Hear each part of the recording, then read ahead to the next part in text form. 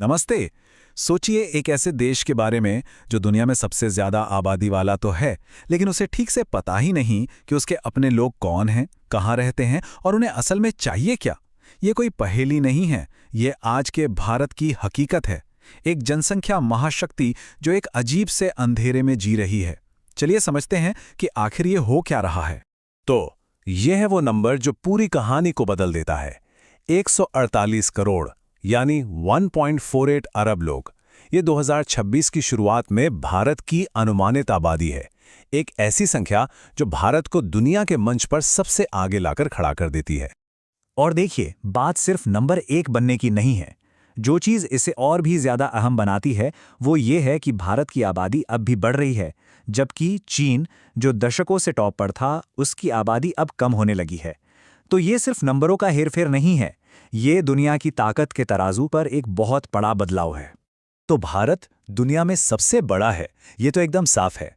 लेकिन यहीं से कहानी में एक दिलचस्प मोड़ आता है, क्योंकि दुनिया का सबसे बड़ा देश होने के बावजूद भारत एक बहुत बड़ी चुनौती से जूझ रहा है, और वो है जानकारी की कमी। जरा सोचिए, ये ऐसा है जैसे आप किसी नए शहर में घूमने निकले हों और आपके हाथ में 10 साल पुराना फटा हुआ नक्शा हो। रास्ता भटकना तो तय है ना?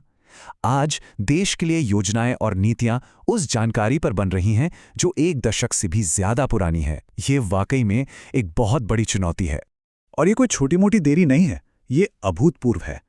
पिछले 150 सालों में बड़े से बड़े मुश्किल दौर में भी, यहाँ तक कि वर्ल्ड वॉर के दौरान भी, भारत की जनगणना की परंपरा कभी नहीं टूटी। लेकिन 2021 में ये सिलसिला इतिहास में पहली बार टूट गया। और इस देरी की वजह से जानकारी का जो अंधेरा पैदा हुआ है वो कितना गहरा है, ये स्लाइड साफ साफ दिखाती है। 2011 का भारत और आज का भारत बिल्कुल दो अलग अलग देश हैं। लोग तेजी से शहरों में बस रहे हैं, डिजिटल क्रांति ने सब कुछ बदल दिया है, कोविड के बाद अर्थव्यवस्था की पूरी शक्ल ही बदल गई है। पर इन सब बदलावों का हमारे पास कोई भी पुख्ता आधिकारिक डेटा नहीं है। तो सवाल ये है कि आखिर इतनी ज़रूरी प्रक्रिया रुकी क्यों? चलिए देखते हैं कि इसके पीछे क्या-क्या वजहें बताई जा रही हैं। देखिए, इस देरी के पीछे कोई एक वजह नहीं है, बल्कि कई परतें हैं।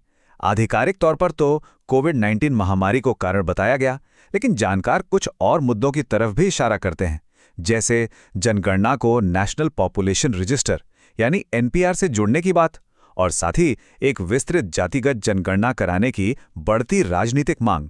वजहें चाहे जो भी हों, पर इस जानकारी के अंधेरे की एक बहुत बड़ी कीमत चुकानी पड़ रही है। तो अब जरा इस पे ध्यान देते हैं कि इस डेटा गैप का ज़मीनी हकीकत पर, आम लोगों की जिंदगी पर असर क्या पड़ रहा है। ये सिर्फ नीतियां बनाने तक की बात नहीं है, ये लाइन साफ करती है कि इसका असर हमारे लोकतंत्र की बुनियाद तक पर पड़ रहा है। सोचिए, अगर यही नहीं पता कि किस समुदाय की कितनी आबादी है, तो उनके लिए आरक्षण और कल्याणकारी योजनाएं सही तरीके से कैसे बनाई जा सकती हैं, या फिर चुनावी सीटों का बंटवारा निष्पक्ष कैसे हो सकता है। और ये चार्ट एक और बहुत बड़े बदलाव की कहानी बताता है। भारत जवान हो रहा है, लेकिन साथ ही साथ बूढ़ा भी। मतलब हमारे देश में काम करने वालों के मुकाबले बच्चों की संख्या घट रही है और बुजुर्गों की संख्या बढ़ रही है। इसका नतीजा ये हो सकता है कि हम शायद वहां स्कूल बना रहे हैं जहां अब उतने बच्चों की जरूरत नहीं, और वहां बुजुर्गों के लिए स्वास्थ्य सुविधाओं की भारी कमी है जहां उनकी आबादी तेजी से बढ़ रही है। लेकिन अब जरा भविष्य की तरफ देखते हैं, क्योंकि जब भी अगली जनगणना होगी वो कोई आम गिनती नहीं होगी। वो भारत के लिए एक क्रांतिकारी और राजनीतिक रूप से भूचाल लाने वाली घटना साबित हो सकती है। 3 बड़ी बातें अगली जनगणना को बिल्कुल अलग बना देंगी।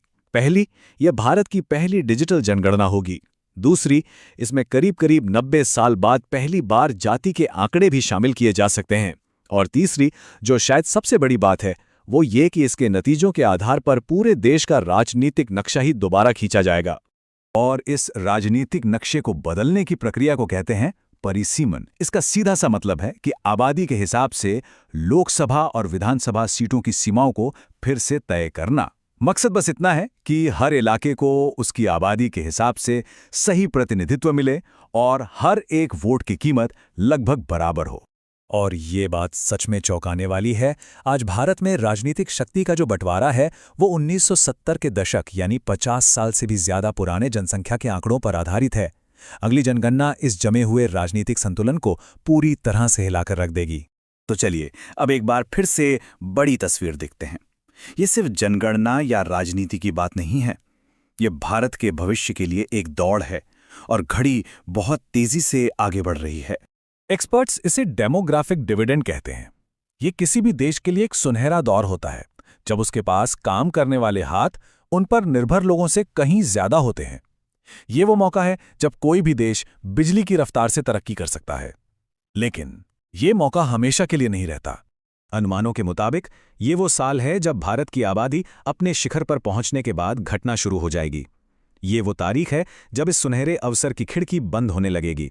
घड़ी की टिक टिक यहीं आकर एक तरह से थम जाएगी। अब इस सुनहरे मौके को अगर हकीकत में बदलना है तो सही जगह पर सही निवेश करना होगा, अपने लोगों की शिक्षा पर, उनके स्वास्थ्य पर और नौकरियों पर। और किसी भी सही निवेश का सबसे पहला कदम क्या होता है?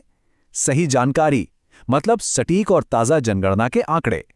और यही आज का सबसे बड़ा सवाल है। भारत अपने इतिहास के सबसे बड़े मौके के बीच खड़ा है, लेकिन वो एक तरह से आंखों पर पट्टी बांधकर आगे बढ़ रहा है।